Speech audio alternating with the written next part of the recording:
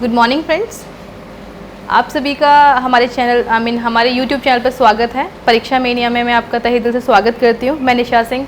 आज हम topic start करेंगे कोडिंग डिकोडिंग, जो कि ये हमारी क्लास 3rd होगी। 3rd क्लास हम इससे पहले हम लोग पढ़ चुके हैं कोडिंग डिकोडिंग की क्लास 2, जिसमें हमने बहुत बेसिक पढ़ा था। और आज जो क्लास है that is very very important.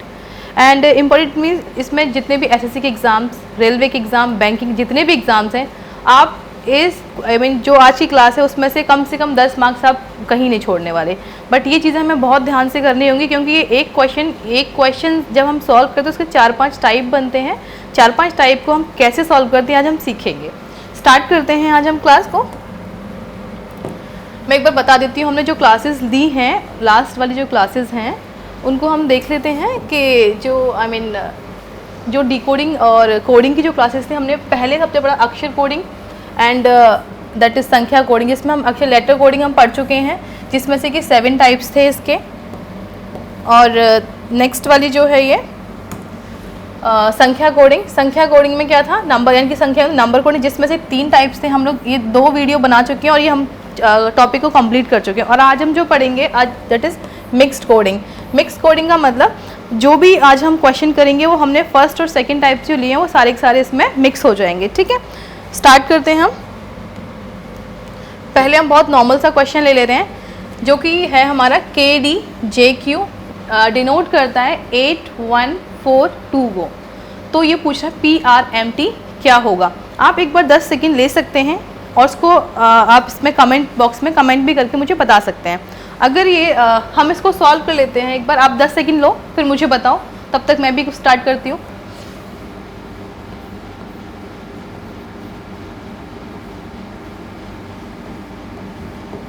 ठीक है, हाँ जी। अब हम ये करते हुए KDJ एंड Q। अगर मैं इसको देख रही हूँ, K की वैल्यू हमारी कितनी है 11, D की वैल्यू हमारी 4 है, J की वैल्यू हमारी 10 है और Q की वैल्यू हमारी 17 है। राइट, अब यहाँ पे तो मैं देख रही हूँ तो ये 8 हो रहा है, ये 1 हो रहा है, ये 4 हो रहा है और ये 2 हो रहा है।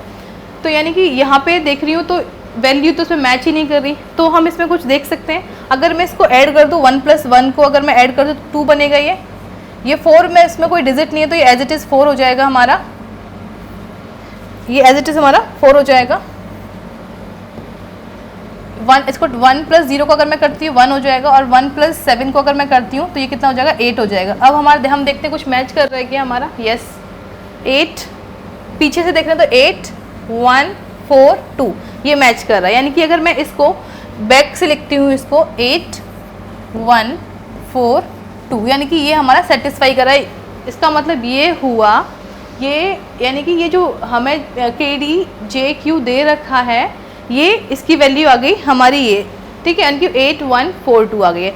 इसका मतलब हम PRMT में भी यही सेम जो हमने इसमें सबसे अच्छी बात होती है कि जो हम कंसेप्ट लगाते हैं वो सेकंड जो हमें दे रखा था उसमें सेम कंसेप्ट लगाना होता है। तो अब मैं इसमें PMRT में लगा के देखूँ क्या, इसको इरेज कर देती हूँ मैं यहाँ से। दैट इज PRM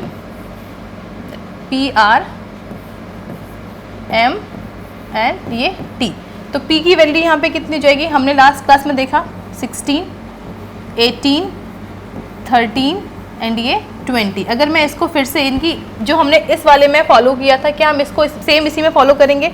मैं इसको प्लस करूं, अब इसकी डिजिट्स को हम क्या कर रहे हैं, ऐड कर रहे हैं। ठीक है, तो ये 6 + 1 कितना हो जाएगा 7, 8 + 1 9, 1 + 3 कितना 4 एंड 2 + 0 दैट इज़ 2।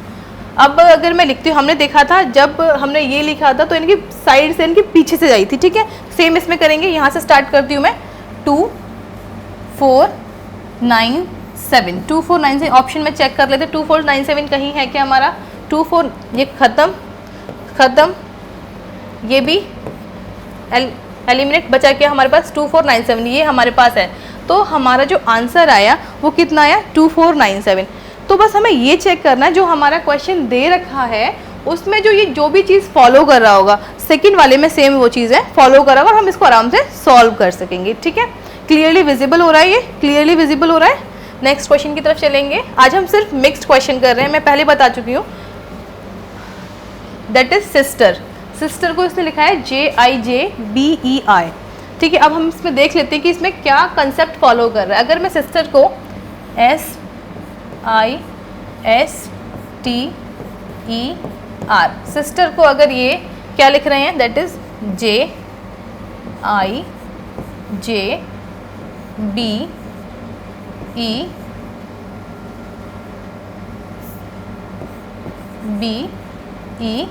और ये I। अगर मैं इसमें फिर से वही नंबरिंग कर लेती हूँ इसकी लेटर्स की, that is 19, 9, 19, 20, F that is 6 और R 18। यहाँ पे देखते हैं कुछ फॉलो कर रहा है क्या। मैं इनको अगर ऐड करती हूँ फिर से यहाँ पे 9 + 1 अगर करती हूँ 10 बनाएगा। 10 की वैल्यू क्या होती है, अगर 9 + 1 10, तो 10 की वैल्यू क्या मेंशन करता है, Z। 9 + 1 10 और 10 इज इक्वल्स टू क्या होता है हमारा, J होता है। लास्ट क्लास में हमें देखा J मतलब 10। ठीक है, एजॉटी से आप एक बार याद कर सकते हैं जो हमारा वर्ड था एजॉटी। ठीक है, एजॉटी इनकी 5, 10, 15, 20 एंड 25। ठीक है, तो 10 इज इक्वल्स टू हमारा क्या है, J है। ठीक है, 10 इज इक्वल्स टू J है।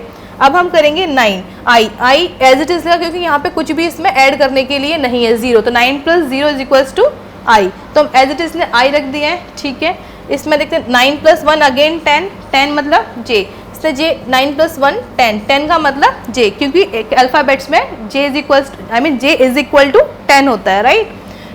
T मतलब अगर मैं इसको 2 + 0 को 2 + 0 कितना होता है, 2 ही होगा। T यानी कि 2 मतलब B, कितनी आ गई, 2 की वैल्यू हमारी अल्फ़ाबेट्स में B होती है, F6, दैट इज ये F अगर 6 है, यहाँ पे कुछ मिस्टेक हुई है, दैट इज अच्छा ये दैट इज E है ये सिस्टर। ठीक है, सिस्टर तो अगर E कितने E 6 पे है तो यहाँ पे भी कुछ नहीं है इसमें ऐड करने के लिए, दैट इज 0, 0, तो 6 + 0 is equals to E, that is E is equals to 5, sorry, E is equals to 5। ठीक है, E अगर 5 है तो यहाँ पे कुछ भी इसके साथ ऐड करने के लिए नहीं है, तो एज इट इज E आ गई हमारी।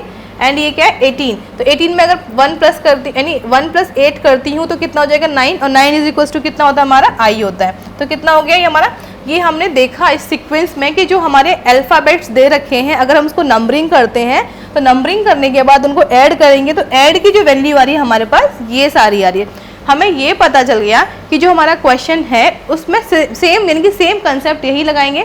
Let's start. अगर ये ब्रदर दे रखा है हमें, इसमें सेम कंसेप्ट लगाएंगे हम इसको, BROTHER। ठीक है, यहाँ से विजिबल हो रहा है, ये दिख रहा है, ये ब्रदर R दिख रहा है ना यहाँ तक। ठीक है, मैं इसको नंबरिंग करूँगी 2, 18, 15, 20, H कितना 8, E 5 और R 18। अब इसको फिर से ऐड कर लो। 2 में अगर मैं 0 ऐड कर रही हूँ कितना बन रहा है, 2 ही बनेगा। 2 का बनेगा मतलब यहाँ पे B आएगा। 2 अगर मैं ऐड करूँ तो ये हमारा ये B, हमारे ये तो कंफर्म हुआ कि आंसर जो स्टार्ट होगा B से। 1, 2 ऑप्शन हमारे एलिमिनेट हो गए हैं। ठीक है, अब जो हमारे पास ऑप्शन 2 बचे इनको चेक कर लेते हैं। 1 + 8 कितना हो जाएगा, यहाँ पे 1 + 8 कितना हो जाएगा हमारा 9। 9 इज इक्वल टू कितना होता है हमारा I। ऑप्शन में है 2 ऑप्शन हमारे अभी चल रहे हैं। ठीक है, 1 + 5 कितना होता है हमारा 6। 6 का मतलब कितना हो जाएगा हमारा, 6 का मतलब F। ऑप्शन में देखा जाए तो हमारा ऑप्शन ये भी एलिमिनेट हो गया है, तो बचा के हमारे पास ऑप्शन नंबर D। अब एक बार फिर से भी चेक, T कितना 2 का वैल्यू मतलब B हो जाएगी। ठीक है, तो यहाँ पे B आ रहा है, H ये एज इट इज 8 आएगा और 5 एज इट इज E आ गया हमारा, एंड R 1 + 8 दैट इज 9 कितना हो जाएगा हमारा I हो जाएगा। ठीक है, तो ये हमारा सॉल्व हो गया। अब इसको चेक कर सकते हैं BIFBHE। अब ये आपके पास ऑप्शन में है तो इसको आप आराम से गो थ्रू कर सकते हैं। ठीक है, नेक्स्ट क्वेश्चन की तरफ चलते हैं। इस क्वेश्चन में थोड़ा सा दिमाग लगाओ अपना, एक बार सोचो कि ये क्वेश्चन क्या कह रहा है। एक बार सोच सकते हैं हम, 10 सेकेंड है आपके पास। अगर मैं इसमें नंबरिंग करती हूँ कितना हो जाएगा ये 19, 13, 20, 23।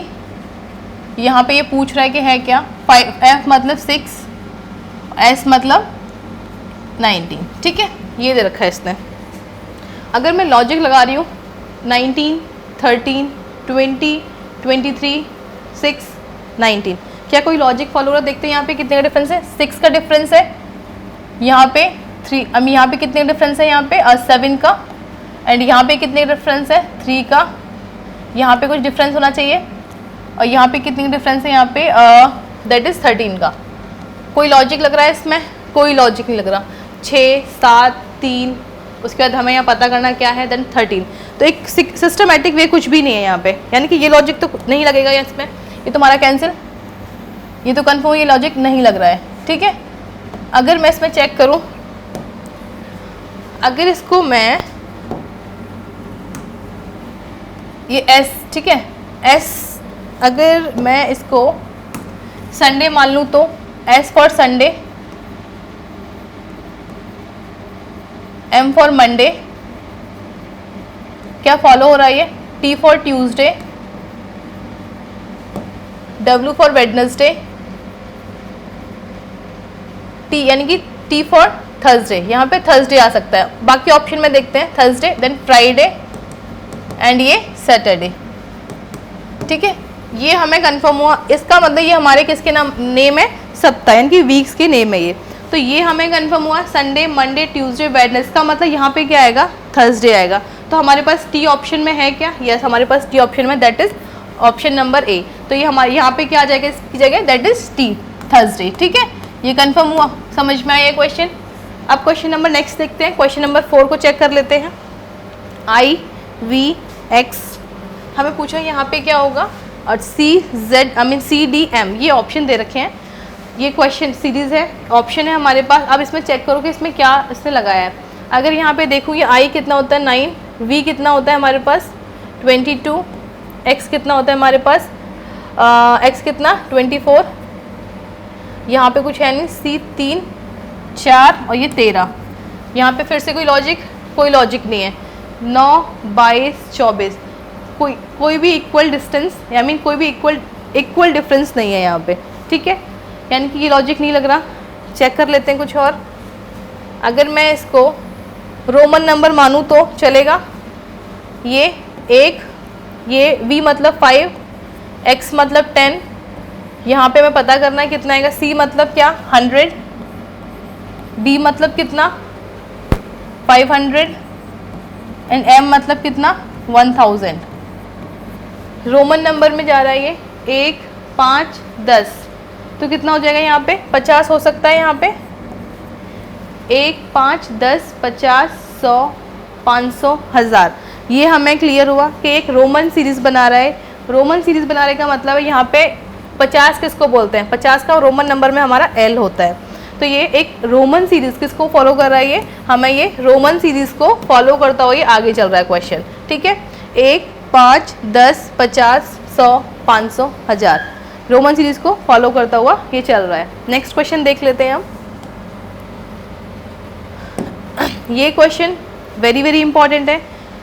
मैं ये हम एक क्वेश्चन को मैं ध्यान से करना होगा, उसके बाद आप बहुत प्रैक्टिस के बाद आपको आराम से कर पाएंगे इस क्वेश्चन को। ठीक है, तो इसमें क्या होता है, हमें कोई भी 2, 3, 4 जितने भी अंदर हो सकता है वो 2 स्टेटमेंट दे। ये जो क्वेश्चन डिपेंड होता है वो स्टेटमेंट पे डिपेंड करता है। ठीक है, हो सकता है वो आपको 2 स्टेटमेंट दे, हो सकता है 3 स्टेटमेंट दे, हो सकता है 4, वो कितने भी स्टेटमेंट दे सकता है। तो आपको स्टेटमेंट वाइज ये क्वेश्चन फॉलो करना है। ठीक है, हमें स्टेटमेंट कितने दे रखे हैं यहाँ पे 1 एंड ये 2 हमें स्टेटमेंट दे रखे हैं, और सॉल्व हमें क्या करना है। अब इसके कई पार्ट हैं, क्वेश्चन नंबर 5 के भी कई पार्ट है, तो आपको बहुत ध्यान से करना होगा। ठीक है, जब भी हमें स्टेटमेंट वाले क्वेश्चन दे रखे होते हैं तो हमेशा क्या होता है, अगर 2 क्वेश्चन हमें 2 क्वेश्चन में स्टेटमेंट 2 स्टेटमेंट दे रखे होते हैं किसी भी क्वेश्चन में, तो इनको कंपेयर करते हैं। ठीक है, अगर 2 है तो 2 को कंपेयर करेंगे, 3 है तो 3 को कंपेयर करेंगे, 4 है तो 4 को कंपेयर करेंगे। तो ये पूरा का पूरा जो खेल होता है वो डिपेंड करता है आपका कंपैरिजन पे। एक बार मैं फिर भी यहाँ बता देती हूँ अलग से। जैसे कि मान लो यहाँ पे मैंने कुछ भी लिखा, ठीक है, x, y, z कुछ भी लिखा है मैंने, तो उसकी वैल्यू मान लो क्या हो जाएगी P Q R, ये मान लो, ठीक है।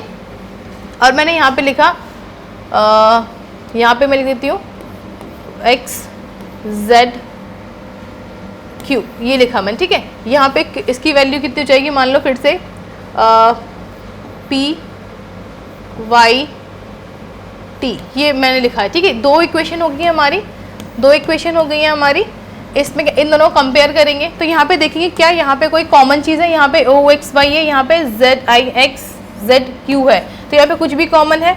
यहाँ पे कॉमन है आपका X, इसमें भी है और इस वाले स्टेटमेंट में भी है। अगर यहाँ पे X कॉमन है तो यहाँ पे भी कुछ ना कुछ कॉमन होगा, तो यहाँ पे P कॉमन है और यहाँ पर भी P कॉमन। तो हमें अगर वो पूछेगा कि X की वैल्यू क्या है, तो X की वैल्यू आप आराम से निकाल देंगे कि X की वैल्यू क्या है, आपकी P है, ठीक है। अब हम क्वेश्चन पे चलते हैं कि क्वेश्चन हमारा क्या बोल रहा है। क्वेश्चन है आपका how are you, that is नी टिन फू, ये आपका क्वेश्चन है।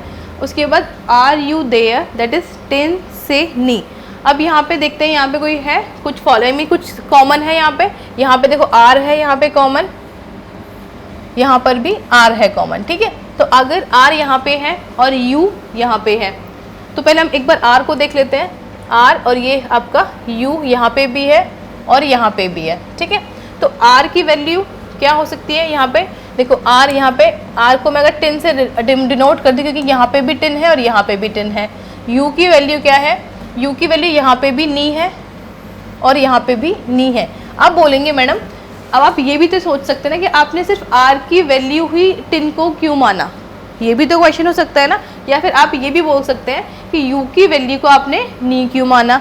तो अब दोनों क्वेश्चन में दोनों स्टेटमेंट्स में दो चीज़ें कॉमन है, तो ये अब हमें डिसाइड करनी है कि एक्चुअल में इसका आंसर क्या हो सकता है, ठीक है। अगर मैं इसको, यानी कि मैंने सिर्फ एक डिनोट करने के लिए यहाँ पे हमने स्क्वायर बना दिया, यहाँ पे सर्कल बना दिया। लाइक अगर R की वैल्यू यहाँ पे 10 है या फिर U की वैल्यू यहाँ पे नी है, तो इसमें यहाँ पे यानी कि R की वैल्यू जो है R की वैल्यू नी भी हो सकती है, ठीक है। R की वैल्यू नी भी हो सकती है और U की वैल्यू 10 भी हो सकती है, ठीक है। U की वैल्यू 10 भी हो सकती है। मैंने दो तरीके से बताया क्वेश्चन, R की वैल्यू भी U हो सकती है, 10 की वैल्यू नी हो सकती है, U की वैल्यू 10 हो सकती है, ठीक है। अब हम क्वेश्चन के अकॉर्डिंग करेंगे। ये पूछ रहा है हाउ, यहाँ पे हमने दोनों को कंपेयर कर दिया, बचा हमारे पास हाउ, ठीक है। क्या बचा है हमारे पास, हाउ। तो यहाँ पे कुछ बचा है क्या, हाउ की वैल्यू यहाँ पे फू, तो पूछ रहा है ये FU, देखिए हाउ का कोड क्या होगा, तो हाउ का कोड क्या हो जाएगा, दैट इज FU, ये हो जाएगा, ठीक है। हमें क्लियर हो गया हाउ का कोड क्या हो जाएगा, FU, क्योंकि यहाँ पे ये दोनों कंपेयर अपने आप को कर चुके, जो कंपेयर हो चुका होता है उनको छोड़ के जो बचता है, क्योंकि उसने पूछा ही हमारे पास हाउ से, तो हाउ की वैल्यू क्या हो जाएगी, FU हो जाएगी, ठीक है। क्लियर हुआ, क्लियर हुआ। नेक्स्ट क्वेश्चन, अभी इसी के बाद ये पूछना कि देयर का कोड क्या है। यहाँ पे इन दोनों को आपस में कंपेयर कर दिया गया है, फिर से यहाँ पे देयर यहाँ पे ही बच रहा है, इसके अलावा यहाँ पे क्या देयर के इज इक्वल टू में क्या बच रहा है, से बच रहा है, दैट इज हमें समझ में देयर की वैल्यू क्या हो जाएगी, दैट इज से, ठीक है। क्लियर हुआ ये चीज़ें। यहाँ पे जो बचा था, यानी कि देयर यहाँ बचा था और यहाँ पे SE से बचा था, जो बचा था हमने उसको कंपेयर कर दिया, क्योंकि बाकी की चीज़ तो एक दूसरे से कंपेयर हो चुकी है, ठीक है। नेक्स्ट क्वेश्चन की तरफ देखते हैं हम। उसी का क्वेश्चन R का कोड क्या था, पीछे चलेंगे एक बार हम, क्वेश्चन नंबर इसी पे R का कोड एक बार, हाँ यहाँ पे R का कोड क्या हो सकता है, ये हमारे पास R है, ठीक है। R का कोड या तो नी होगा या फिर 10 होगा, दोनों हो सकते हैं। R का कोड नी भी हो सकता है और 10 भी हो सकता है, दोनों हो सकते हैं। ऑप्शन में चेक कर लेते हैं कि हमारे पास क्वेश्चन में ऐसा है कुछ, R का कोड ना तो सिर्फ नी होगा ना सिर्फ 10 होगा, हमारे पास दोनों, यानी कि नी भी हो सकता है 10 भी हो सकता है, यानी कि नी या फिर 10 कुछ भी हो सकता है हमारा कोड, ठीक है। सेम आप पूछ रहे हैं U का कोड क्या होगा, हम क्वेश्चन पे चलते हैं एक बार फिर से। U का कोड क्या होगा, यहाँ पे U हमारे पास ये है, U का कोड भी नी हो सकता है या फिर 10 हो सकता है, यानी कि या तो नी होगा या फिर 10 होगा। क्वेश्चन की तरफ चलते हैं एक बार।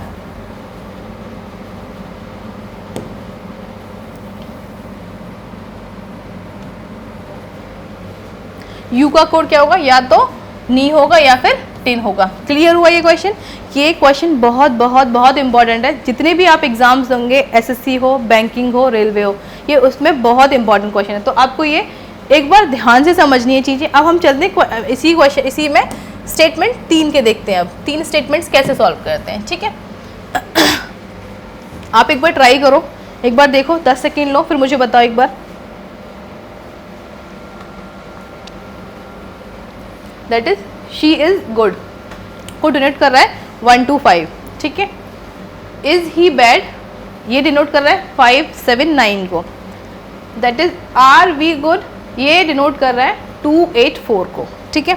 अब हम देख लेते हैं यहाँ पे 3 स्टेटमेंट दे रखे हैं हमें। कितने स्टेटमेंट दे रखे हैं हमें? 1, 2 एंड ये 3 स्टेटमेंट्स, ठीक है। 3 स्टेटमेंट्स दे रखे हैं। तीनों स्टेटमेंट्स को क्या करेंगे? कंपेयर करेंगे। अब यहाँ पे देखते हैं, यहाँ पे शी है, ओके, यहाँ पे शी नहीं है, ठीक है, बट यहाँ पे इज है, यहाँ पे इज है, यहाँ पे नहीं। यानी कि अब हम दो को कंपेयर 1 और 2 को कंपेयर करेंगे। बस यहाँ पे ये चीज़ें ध्यान रखें, जिस भी आप यानी कि यहाँ पे जो मैं सर्कल या फिर स्क्वायर या फिर कुछ भी ट्रायंगल जो बनाऊंगी, हम सिर्फ जो भी यहाँ पे डिनोट कर रहे हैं, जो भी अगर मैं यहाँ पे इज को कंपेयर कर रही हूँ स्क्वायर से, तो हम उस तरफ भी वही वैल्यू, यानी कि अगर मैं यहाँ पे स्क्वायर से कंपेयर कर रही हूँ किसी इस वर्ड को, तो इस साइड भी जो वर्ड होगा उसको भी स्क्वायर से ही कंपेयर करूंगी, अदरवाइज तुम लोग कंफ्यूज हो जाओगे, ठीक है। जो भी अगर मैं यहाँ पे सर्कल ले रही हूँ, किसी भी 2 चीज़ों को कंपेयर कर रही हूँ, तो इस साइड भी आपको वही सेम चीज़ को कंपेयर करके सर्कल से करना होगा, ठीक है। अगर मैं यहाँ ट्राइंगल ले रही हूँ तो आपको ट्राइंगल, इससे क्या होगा, आप इजीली सॉल्व कर पाएंगे। आप हो सकता आप इसको स्क्वायर ले लो, सब सारे वर्ड्स को स्क्वायर लो, तो आप ना अलग नहीं कर पाओगे चीज़ों को, इसलिए, ठीक है। तो ये इज अगर यहाँ पे इज को यहाँ पे है अगर, तो यहाँ पे भी 5 है, ठीक है, यहाँ पे भी 5 है, यानी कि हमें ये कंफर्म हो गया इज की वैल्यू कितनी होगी हमारे पास? 5 होगी हमारे पास इज की वैल्यू।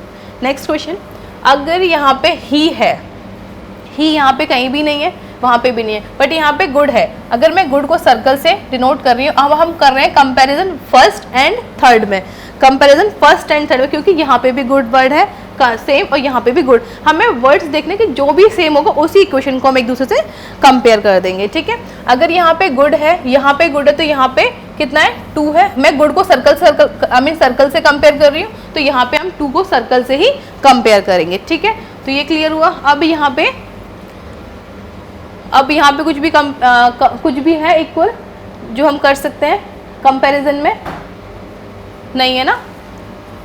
हाँ, अब इसको सॉल्व कर दो। तो शी का कोड क्या हो जाएगा? यहाँ पे कुछ बचा है क्या? शी का कोड यहाँ पे देखो, हमने इसको कंपेयर कर दिया है, गुड को कंपेयर कर दिया है, तो शी का कोड क्या बचेगा हमारे पास?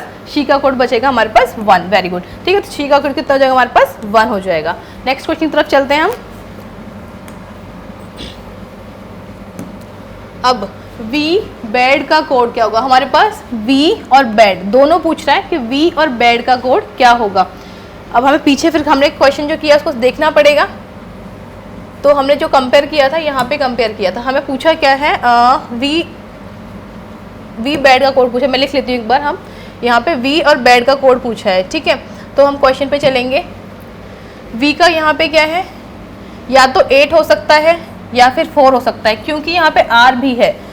हम क्लियर नहीं करेंगे कि 8 है या 4, क्योंकि यहाँ पे दो तरफ 2 वर्ड्स हैं, यहाँ पे आर भी है, यहाँ पे वी है। तो या तो वी का कोड 8 होगा या फिर 4 होगा, या तो 8 होगा या फिर 4 होगा। क्लियर। पर अब हम ऑप्शन के अकॉर्डिंग देखें, यानी कि वी का कोड हमें क्लियर हुआ कि वी का कोड या तो हमारे पास क्या होगा? 8 होगा या फिर 4 होगा। दोनों में से एक होगा, दोनों कभी भी नहीं हो सकते, क्योंकि बाकी जो बचा है ना आर, वो आर का भी तो कोई कोड कुछ ना कुछ, या तो 8 होगा आर का या फिर 4 होगा। यानी कि हमने ये देखा वी का कोड या तो 8 होगा या फिर 4 होगा, ठीक है। अब उसके बाद उसने पूछा बैड का कोड। यहाँ पे ही और बैड 2 ऑप्शन है, या तो बैड का कोड 7 होगा या फिर 9 होगा। यानी कि बैड का जो कोड होगा आपका, या तो आपका 7 होगा या फिर 9 होगा, ठीक है।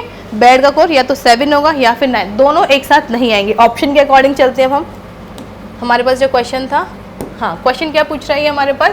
वी बैड 4 और 8 एक साथ नहीं आएंगे। हमारे क्वेश्चन में देखा हमने 4 और 8 एक साथ नहीं आएंगे।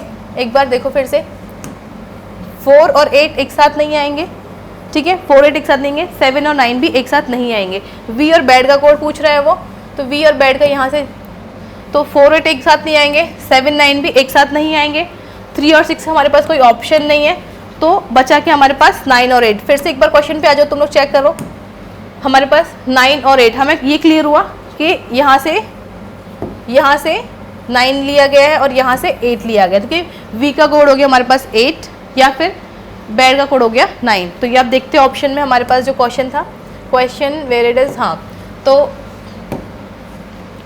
हमारे पास क्या हुआ, वी का कोड 9 8। ठीक है, ठीक है, क्लियर हुआ ये क्वेश्चन। वी का कोड हमने क्या देखा 9 8, क्योंकि 8 और 4 एक साथ नहीं आ सकते, 7 और 9 एक साथ नहीं आ सकते, तो हमने उनमें से कोई वैल्यू ली, तो 9 और 8 हमारे पास यही ऑप्शन था, हम ऑप्शन के थ्रू गए, तो 9 और 8 हमारा इसका आंसर हो जाएगा। ठीक है, अब ये पूछ रहा है कि वी का कोड क्या होगा। वी का कोड या तो 4 होगा या फिर 8 होगा। चेक करो, हमने यहाँ पे देखा वी का कोड क्या होगा, या तो 8 होगा या फिर 4 होगा। हाँ, वी का कोड क्या होगा, या तो 8 होगा या फिर 4 होगा।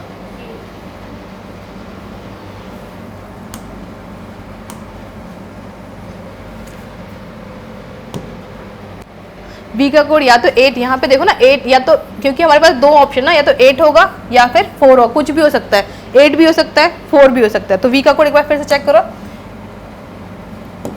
8 या फिर 4 कुछ भी हो सकता है हमारा। ठीक है, वी का कोड 4 हो सकता है या फिर 8 हो सकता है। नेक्स्ट क्वेश्चन की तरफ चलते हैं। अब इसने पूछा है कि वी बेड का कोड क्या होगा। सेम फिर से कंपेयर करेंगे, हमने वहाँ देखा था वी का कोड कितना था हमारे पास 4 या फिर 8 था, बेड का कोड क्या था हमारे पास, या तो 7 था या फिर 9 था। ठीक है, वी का कोड कितना था, वी का कोड कितना हमारे पास 4 और 8 था, और फिर बेड का कोड कितना था हमारे पास, या तो 7 था या फिर 9 था। ठीक है, तो अब इसमें पूछा वी बेड का कितना हो जाएगा, या तो ऑप्शन ये तो खत्म, 4 8 एक साथ नहीं आएंगे हमारे पास। ठीक है, 7 9 एक साथ नहीं आएंगे हमारे पास, 3 6 ऑप्शन में है नहीं हमारे पास। वी बेड बचा क्या हमारे पास, या तो 9 होगा हमारे पास या फिर 8 होगा, तो that is answer number D हो जाएगा। ठीक है, क्लियर हुआ, ये हुआ क्लियर।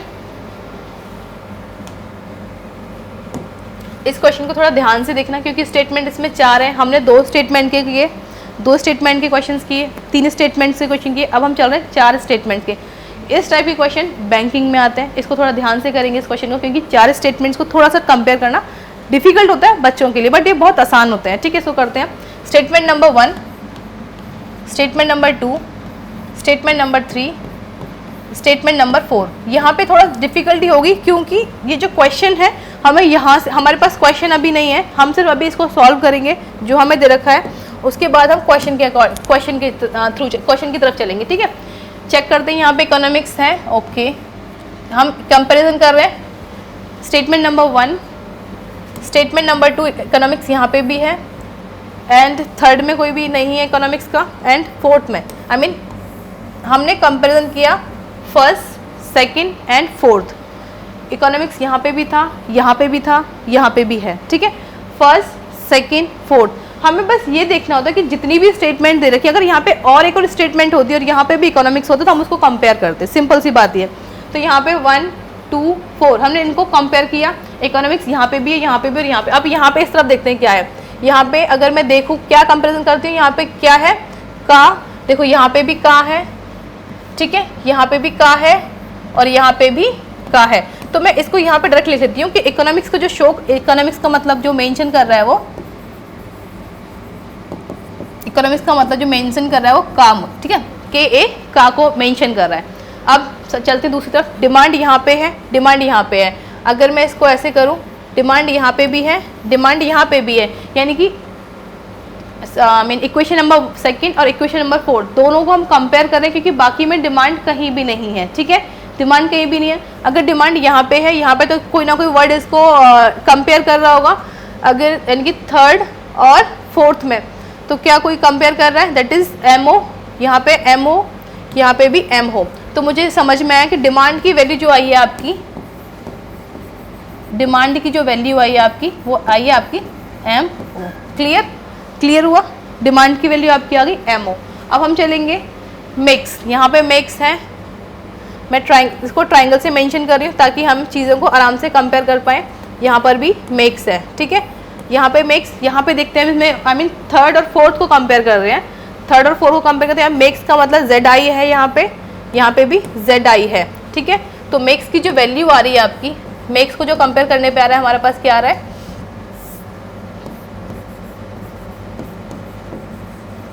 जेड आई, ठीक है, जेड आई आ रही है मेक्स को कंपेयर करने के बाद।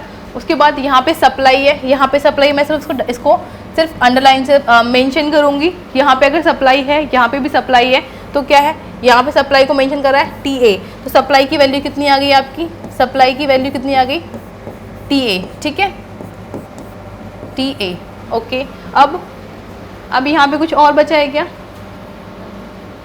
यहाँ पे मनी, ठीक है, यहाँ पे मनी बची है। अगर मैं इसको ऐसे कंपेयर कर रही हूँ, हम बस चीज़ों को डिफरेंट तरीके से देख रहे हैं, अगर मैं इसको सर्कल से तो आप कंफ्यूज होंगे एक्चुअल में इसका मतलब क्या, ठीक है। तो मनी यहाँ पे यानी कि फर्स्ट और थर्ड में, अगर फर्स्ट में मनी है और थर्ड में, तो यहाँ पे भी देखो, यहाँ पे एल है, तो मनी किसको मेंशन कर रहा है, मनी मेंशन कर रहा है आपको एल ए को, एल ए, ठीक है, मनी मेंशन क्या कर रहा है, एल ए को मेंशन कर रहा है। अब इसमें और कुछ बचा है क्या, सब इसको कॉमन करने के लिए, यहाँ पे इज नॉट एंड पार्ट, यानी कि अब कुछ भी कंपेरिजन के लिए कुछ है, आई थिंक नहीं, राइट, कुछ भी नहीं है ना। एक बार क्वेश्चन की तरफ चलते हैं, शायद वहाँ से हमें कुछ मिलता है। हाँ, अब देखो यहाँ पे पूछा है इसने कि मनी का कोड क्या होगा, हमने डायरेक्टली लिखा वहाँ पे मनी का कोड, चेक कर लेते हैं हमने मनी का कोड क्या लिखा है। यहाँ पे मनी का कोड क्या है, यहाँ पे मनी का मतलब ला, मनी का मतलब क्या लिखा है हमने यहाँ पे, दैट इज ला, ठीक है, मनी का कोड ला लिखा है। यहाँ पे ऑप्शन क्या आ जाइए, मनी का मतलब ला है हमारे पास, it's not money, sorry it's max, max का कोड क्या है यहाँ पे, अच्छा ये मनी का कोड क्या था हमारे पास, मनी का कोड हमारे पास ला है, ठीक है, मनी का कोड हमने लिखा है ला है। और इसमें पूछे मेक्स का कोड क्या है, मेक्स का कोड देख लेते हैं। यहाँ पे हम मेक्स का कुछ हमने बनाया क्या, मेक्स का बनाया हमने जेड आई, ठीक है, तो देखते हैं ऑप्शन में मेक्स का मतलब है कि हमारे पास ऑप्शन में जेड आई है, यस हमारे पास जेड आई है, इनके हमारे पास ऑप्शन नंबर ए हो गया। पूछ रहा है सप्लाई का कोड क्या होगा, सप्लाई को हमने लिखा है कि चेक करते हैं, सप्लाई का कोड क्या था हमारे पास, सप्लाई का कोड है हमारे पास टी ए, ठीक है, सप्लाई का कोड हमारे पास T A, where is supply, supply हाँ दैट इज टी ए, ठीक है, ऑप्शन में देखते हैं सप्लाई का हमारे पास टी ए ऑप्शन में है क्या, ऑप्शन में टी ए है, एक मिनट,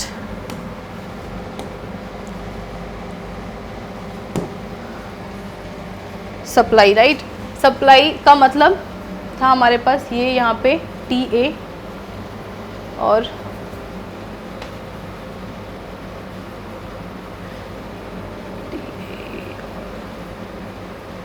इस पे दो ऑप्शन देखो, सप्लाई या तो टी ए को मेंशन करेगा, ठीक है, या फिर एमओ, यहाँ पे भी एमओ है, यहाँ पे भी एमओ है, ठीक है, यहाँ पे भी टी ए। देखो सप्लाई दो वर्ड्स को कंपेयर कर रहा है यहाँ पे, एक तो एमओ को भी हो सकता है सप्लाई का मतलब एमओ हो, और हो सकता है टी ए हो, क्योंकि दोनों जो कंपेरिजन हमने किया यहाँ पे भी एमओ है और यहाँ पे भी टी ए है, ठीक है।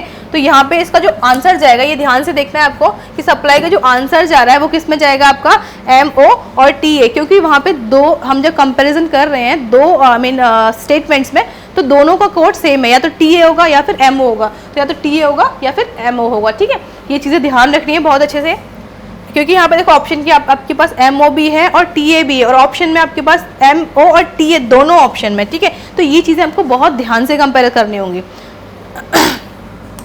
नेक्स्ट क्वेश्चन, डिमांड, डिमांड किसको शो कर रहा है, डिमांड की वह वैल्यू देख लेते हैं यहाँ पे हम, डिमांड ये रहा ऑप्शन, डिमांड को किसने शो किया था, डिमांड ये रहा हमारे पास, तो डिमांड की वैल्यू क्या थी हमारे पास, डिमांड की वैल्यू थी आपके पास एमओ, राइट। अब देखो यहाँ पे तीन हमने फर्स्ट और ये third, first I mean second और फोर्थ को कंपेयर कर रहे हैं ना, डिमांड की वैल्यू यहाँ पे तीन बनेगी, एमओ तो है यहाँ, क्योंकि यहाँ पे एमओ यहाँ पे भी कॉमन है, यहाँ पे भी कॉमन है, और यहाँ पे टीए भी कॉमन है, ठीक है, क्योंकि फर्स्ट आई मीन सेकंड और फोर्थ को कंपेयर, एमओ भी कॉमन है यहाँ पे, टीए भी कॉमन है यहाँ पे, और के ए भी कॉमन है, के ए भी कॉमन है यहाँ पे। डिमांड की वैल्यू या तो एमओ होगी या फिर टीए होगी या फिर के ए होगी। ऑप्शन में देख लेते हैं कि हमारे पास ऑप्शन है ऐसा कुछ इस तरीके का, एमओ है, ठीक है, X I N E, check it, यहाँ पे डिमांड की वैल्यू एमओ TA और KI KA। यहाँ पे एक बार चेक करना इस क्वेश्चन को, MO TI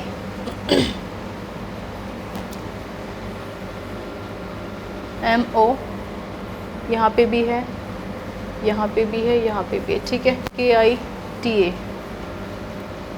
XI, इसका ऑप्शन छूटा हुआ है, TI KA।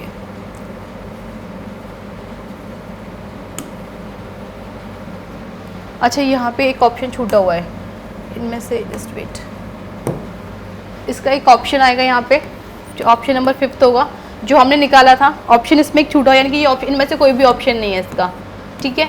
यहाँ पे मिस्टेक हुई है ऑप्शन में, यहाँ पे जो इसका हमने लिखा है MO TI और MO TI और क्या है ऑप्शन में हमारे पास MO TI और MO TA KA, TA और ये KA, यानी कि आपका जो ऑप्शन होगा हमारे पास ऑप्शन नंबर 5 हो जाएगा, ठीक है।